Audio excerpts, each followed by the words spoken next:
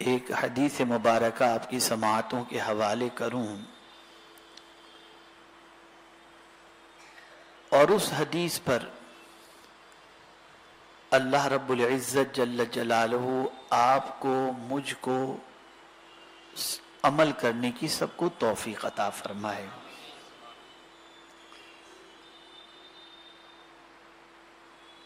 آپ اور ہم نماز اس لیے پڑھتے ہیں کہ اللہ رب العزت جل جلالہ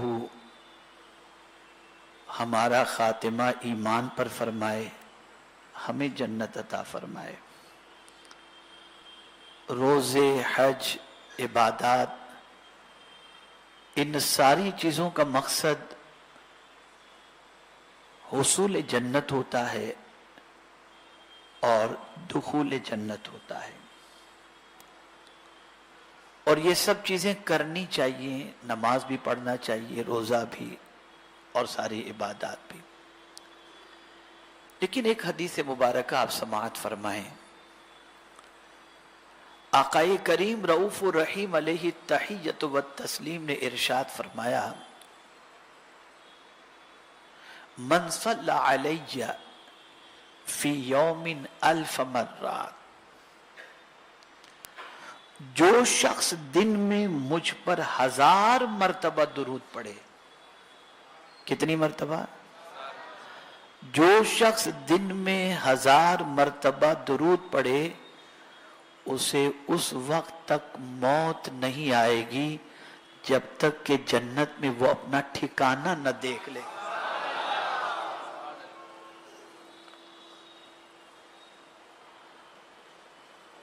اس سے مراد یہ نہیں ہے کہ آپ ایک ساتھ بیٹھ کر کے 1000 مرتبہ پڑھیں، آپ کا دن میں 1000 مرتبہ درود پڑھنا کتنا ٹائم لگے گا؟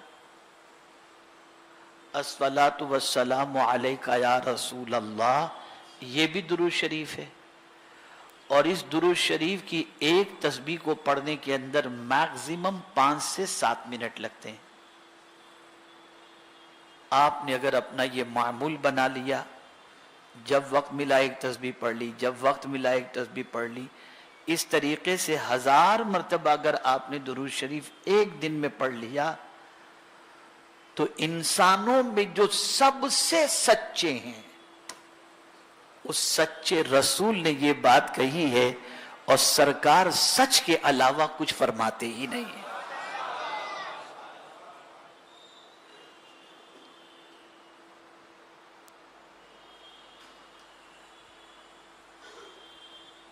چونکہ ماہ محرم کی پہلی تاریخ سے ہم نے ایک سلسلہ تقریباً جگہوں پر بیان میں شروع کیا ہے کہ ہر گھر کا فرد، بچہ ہو، بوڑھا ہو، مرد ہو، عورت ہو، جوان ہو، سب یہ معمول بنا لیں کہ روزانہ 100 مرتبہ درود شریف اور 100 مرتبہ استغفار پڑھیں گے، اور ٹوٹل دونوں کو پڑھنے کے اندر 15 منٹ لگتے ہیں کم و بیش۔ لیکن فائدہ کیا ہوگا؟ اللہ کے عذاب سے یہ دونوں چیزیں امان عطا کرتی ہیں، اتنی پاورفل چیزیں۔ اور اگر آپ نے اپنی نسلوں کے اندر اس چیز کو جاری کر دیا، وہ ان کی نسلوں میں انشاءاللہ یہ سلسلہ جاری و ساری رہے گا۔ اب آئیے کامیاب زندگی کا قرآنی تصور، اس کے بارے میں ہم سمجھتے ہیں۔ میں چاہوں گا کہ آج کی گفتگو کو پوری توجہ کے ساتھ آپ سنیں۔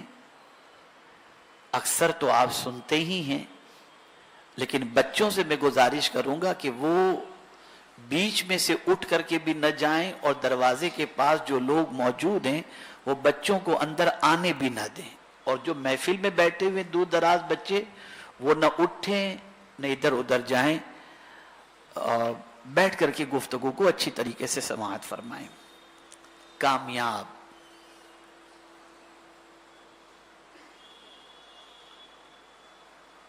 ہر ایک کی کامیابی کی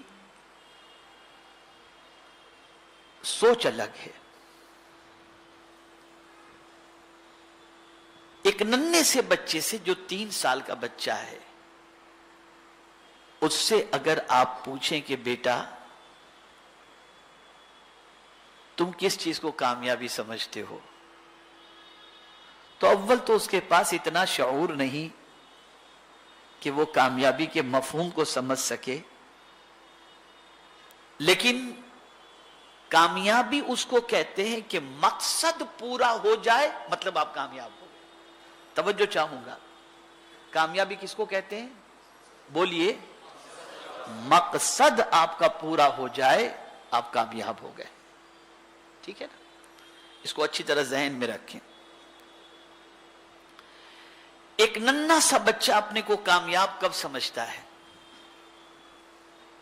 جب اس بچے کے سامنے آپ کھلونے رکھ دیں یا وہ کھلونے کا تقاضا کرے، آپ لا کر اسے کھلونا پیش کر دیں تو اس کے چہرے پر مسکراہٹ بھی جاری ہو جائے گی، اور وہ کھلونا لے کر کے دوستوں کو بھی بتائے گا اور ناچے گا کودے گا، گویا اس بچے کو کامیابی نصیب ہو گئی۔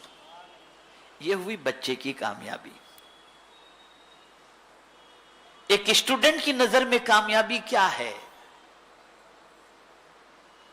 تو اسٹوڈنٹ کی نظر کے اندر کامیابی یہ ہے کہ وہ امتحانات کے اندر اعلی نمبروں سے پاس ہو جائے تو وہ سمجھتا ہے کہ میں کامیاب ہو گیا، اور جب وہ اعلی نمبروں سے پاس ہو کر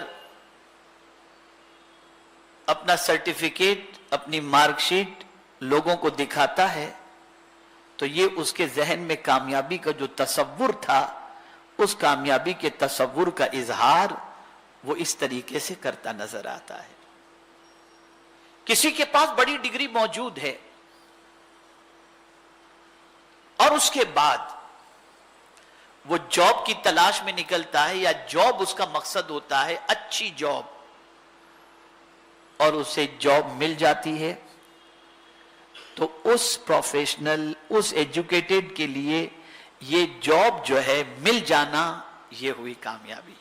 اب درجہ بدرجہ دیکھتے جائیے، بچپن، اسٹوڈنٹ، جاب، اب آئیے شادی کی زندگی کو دیکھ لیجئے۔ جہاں کمانا اس نے شروع کیا، عمر تھوڑی سی بڑھنے لگی، شعور بیدار ہوا، لائف پارٹنر کی ضرورت محسوس ہوئی، اس کے بعد اس نے اچھی لڑکی اسے مل گئی اور اس کی شادی ہو گئی، وہ سمجھتا ہے میں کامیاب ہو گیا۔ شادی کے بعد بچے گھر کے اندر پیدا ہو گئے، وہ اپنے آپ کو کامیاب سمجھنے لگا، اور پھر اس کے بعد جب بچوں کی عمر بڑھنے لگی، ایجوکیشن ان کا اچھا ہونے لگا، ایجوکیشن کے پیچھے اس نے محنت کی، اور پھر یہ بچے اچھی تعلیم حاصل کر کے بڑے ہو گئے، وہ سمجھتا ہے میں کامیاب ہو گیا۔ اچھی رہائش مل گئی، کامیاب ہو گیا۔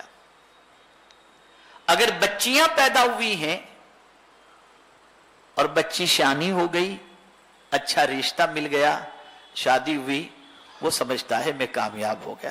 میں نے پہلے ہی کہا تھا کہ جو دروازے پر ہیں وہ بچوں کو ادھر ادھر آنے نہ دیں۔ یہ بچہ اٹھتا ہے، بیٹھتا ہے، مجھے افسوس ہوتا ہے کہ میری یہ تقریر لائیو ریلے ہوتی ہے، بس اوقات لوگ کہتے ہیں کہ حضرت بچوں کو ڈانٹتے ہیں، اب میں کیا کروں؟ یہ بیچ میں کیسے، پہلے ہی میں نے بتا دیا تھا آپ بچوں کو انٹری کرنے نہ دیں۔ تھوڑا سا سمجھیں آپ لوگ، ایک مرتبہ درود شریف پڑھیں۔ اللہم صلی علی سیدنا و مولانا محمد معدن الجود والکرم وآلہ وصحابہ وبارک وسلم۔ خیر، اب سماعت فرمائیں۔ بچی کا رشتہ طے ہو گیا، اچھا داماد مل گیا، آدمی سمجھتا ہے میں کامیاب ہو گیا۔ اس طریقے سے اس کی خواہشیں بڑھتی جا رہی ہیں، بچپن سے خواہشیں پوری ہو رہی ہیں، کامیاب تصور کر رہا ہے، پھر اس کے بعد مجھے اچھا بنگلہ مل جائے تو میں کامیاب، میرے پاس اچھی سواری ہو تو میں کامیاب، میرے پاس جو ہے وہ لائف اسٹائل میری اچھی، وہ لیونگ اسٹینڈرڈ اچھا ہو، لیوش لائف اگر مجھے مل گئی تو میں کامیاب، میرے بنگلے، میرے خدام، میرے نوکر چاکر اتنے ہوں، آگے پیچھے ہوں، میرے مالز ہوں، دنیا کے اندر میرا کاروبار پھیلا ہوا ہو تو میں کامیاب۔ یہ ہوتا ہے نا، مجھے جواب دیجئے، میں سمجھوں کہ میں جو سمجھانا چاہ رہا ہوں آپ سمجھ رہے ہیں. یہی ہوتا ہے نا. اور یہی وجہ ہے، اب میں جو نقطہ عرض کرنے جا رہا ہوں، یہی وجہ ہے کہ غریب آدمی کسی بنگلے والے کو دیکھتا ہے اور اس کی عالی شان کار کو دیکھتا ہے، دروازہ کھولنے والے خدام کو دیکھتا ہے تو کہتا ہے کتنی اچھی زندگی ہے یار، کتنی کامیاب، اس کو تو کوئی ٹینشن ہی نہیں ہے. کہتا یہ نہیں کہتا؟ بھئی آپ اگر سیلنگ سے جانے کے لیے نکلیں اور حاجی علی کراس کر کے جب اس راستے پر جائیں تو کنارے پر جتنے بھی بنگلے آپ کو نظر آئیں گے اس کو حسرت بھری نگاہوں سے دیکھیں گے، کیسے رہتے ہوں گے، تازی فریش ایئر، کتنی لیوش لائف ہے ان لوگوں کی. یہ فیلنگ ہوتی ہے، یہ کامیابی کا تصور.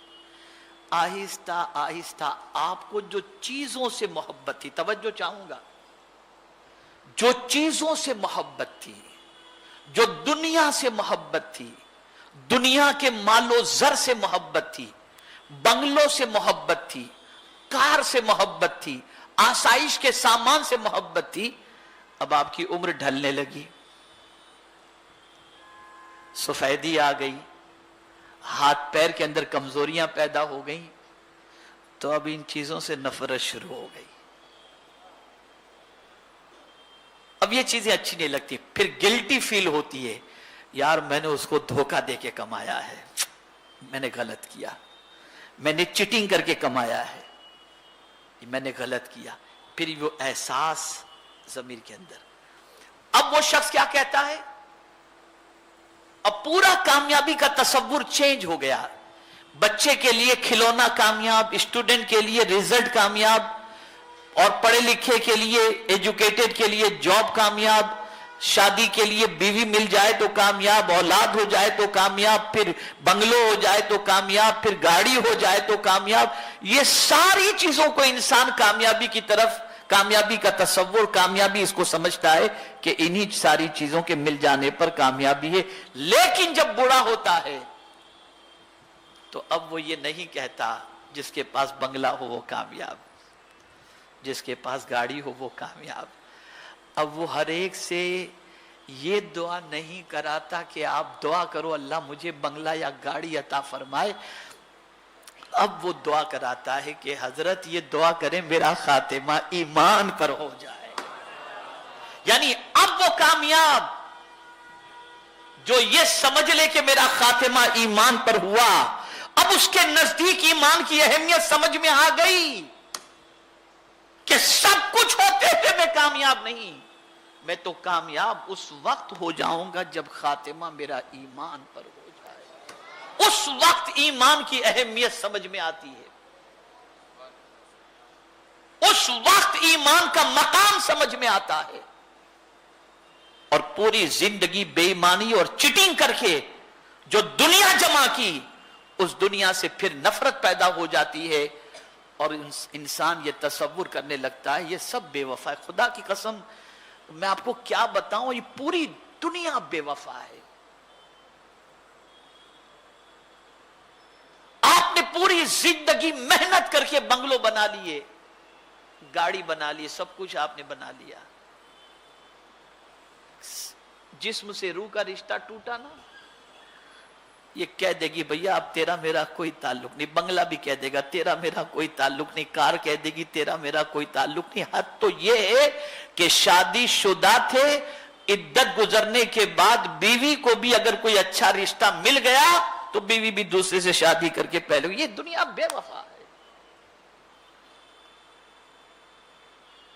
اور اسی لیے حضور صلی اللہ علیہ وسلم نے فرمایا جب سے اللہ نے دنیا پیدا کی ہے تب سے ایک بار بھی اس دنیا پر اللہ نے رحمت کی نظر نہیں فرمائی. یہ دنیا